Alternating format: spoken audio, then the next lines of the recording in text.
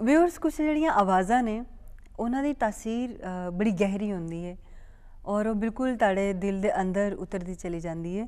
ਇਸੇ ਤਰ੍ਹਾਂ ਕਈ ਕਲਾਮ ਬੜੇ ਗਹਿਰੇ ਹੁੰਦੇ ਨੇ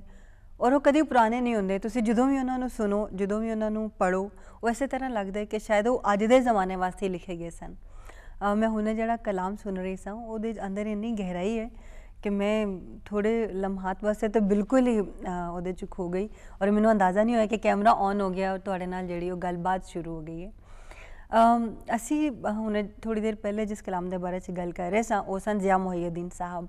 ਔਰ ਅਸੀਂ ਅੱਜ ਆਪਣੇ ਪ੍ਰੋਗਰਾਮ ਦੇ ਅੰਦਰ ਇੱਕ ਹੋਰ ਪਰਸਨੈਲਿਟੀ ਦੇ ਨਾਲ ਤੁਹਾਨੂੰ ਇੰਟਰੋਡਿਊਸ ਕਰਵਾਉਣ ਜਾ ਰਹੇ ਹਾਂ। ਉਹਨਾਂ ਦਾ ਨਾਂ ਹੈ सैयद फ़खरुल्लाह कामिल शाह साहब। अजीब ही यानी पर्सनैलिटी है, क्या फ़न कमाल है कि तुसी देखो वो ना सिर्फ शायर ने बल्कि मौसीकार ने, सिंगर ने और उन्होंने उस्ताद बड़े फ़तेह अली खान साहब कोलों बाकायदा मौसीकी दी तालीम हासिल की है। फिर यानी ये अल्लाह ताला दे कमालात ने और अल्लाह ताला अपने जेड़े मैरिकल्स ने अपने बंदियां दे जरिए वो जाहिर करते हैं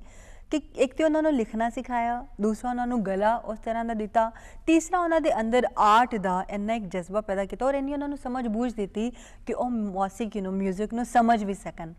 और इन्ना खूबसूरत तरीके दे नाल गाते हैं। और ये सारिया चीज़ां जिहड़ियां ने एक ही पर्सनैलिटी के अंदर होना ये वाकई बड़ी एक मुख्तलिफ और एक बहुत ही मेरेकल चीज़ है। तो उन्होंने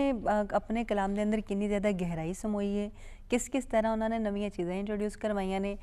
ये जानने वास्ते आओ सब तो पहले तो असीं उन्हां दा एक गाना सुनने आ, फिर उन्हां दे बारे च तुहानूं मैं भी दसदी जावां कि उन्होंने रेडियो तो भी अपने जिहड़े फन का वो आगाज़ किया ते हाले भी जिहड़े लोग गड्डियां च सफ़र करते हैं वो वेखणगे कि गाए बगाए रेडियो पाकिस्तान ते उन्हां दा कलाम जिहड़ा वो चलदा है ते बहुत सारे लोग जिहड़े ने वो फिर सर धुन के रह जाते हैं।